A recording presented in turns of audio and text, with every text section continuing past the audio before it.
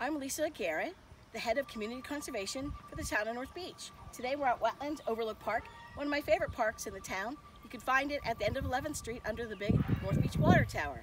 Today our topic is backyard wildlife habitat that you can do in your yard with bat houses, bluebird boxes, and even an owl box. Can you really get these birds in your yard, or mammals in the case of bats? Let's talk about that. The bat house is very easy to put up. This one is for little brown bats. They're very small. Between 10 and 15 can fit in this roost box. And it's called a roost box because they sleep in it during the day. And then at night they swoop out over the wetlands and here in the over the grass and catch mosquitoes to eat. Each little brown bat can eat over 100 mosquitoes per day. So they're fantastic, what we call wildlife biocontrols, because they're controlling the bugs. So who wouldn't want to have a bat house in their yard? Now another animal that you can get that will eat bugs is bluebird boxes. This one is facing the water because here at Wetlands Overlook Park, another bird that will go into the box besides eastern bluebirds is tree swallows. And tree swallows are beautiful white and green swallows that fly over the wetlands eating lots and lots of mosquitoes every day. They eat mosquitoes during the daytime, bats eat them at the nighttime. Your yard's doing better already.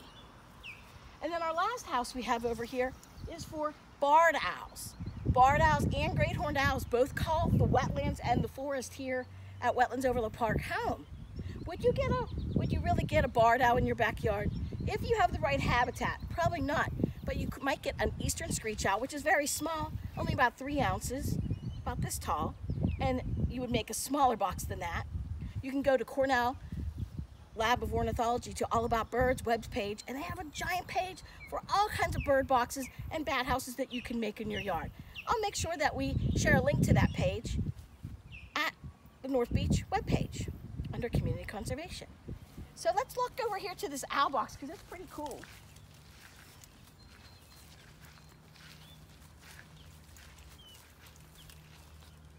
People always say, I've never seen an owl nesting in a tree around here. The barred owls say, who cooks for you? Who cooks for you all? And they like to eat lots of mice and rodents. They also like to live with it near the water because they also eat frogs and toads. Don't be sad, there's plenty of them for the owls. It's called the cycle of life.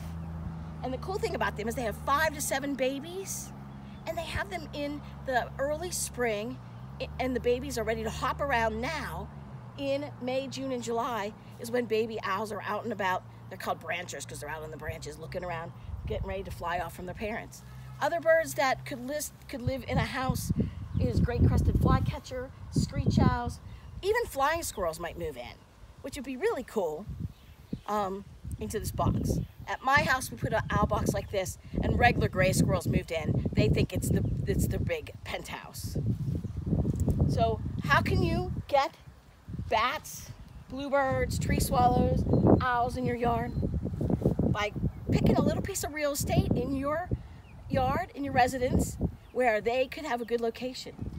The bats need a place where they can easily fly in and out, and a big open field where it's easy to fly out. But if you have a light on the side of the house, that's an excellent place to put a bat house. We had to put one over here on the wetland trail right beside the light on the wetland. So as you walk past the light, you'll see the bat house right by it. Why is that good?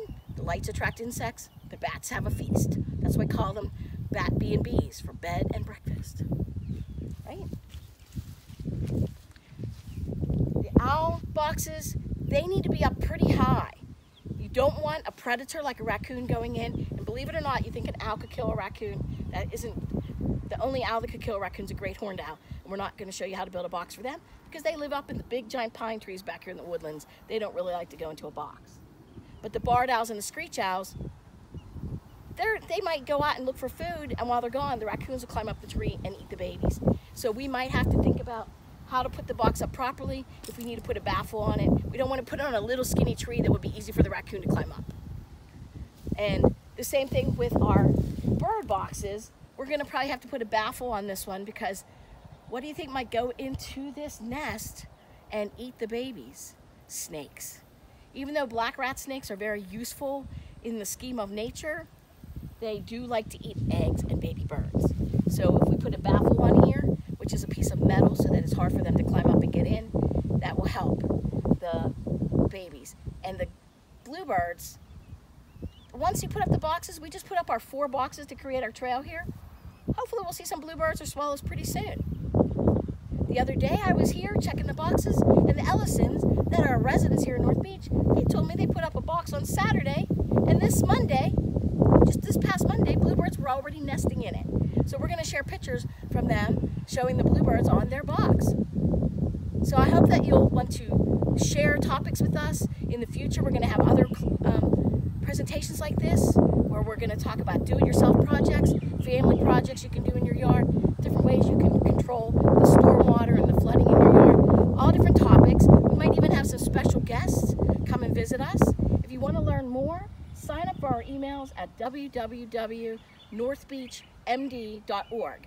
Is that right, Mayor? Absolutely right. Thank you, Mayor, for filming me today for my very first Facebook presentation. Great job.